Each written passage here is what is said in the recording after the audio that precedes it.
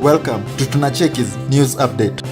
I would like to announce to you all, as we have always accustomed to the name Swaziland, many countries who got their independence, upon independence, they reverted to their ancient native names of their various countries.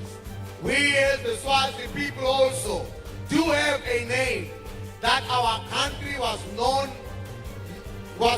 of in times past.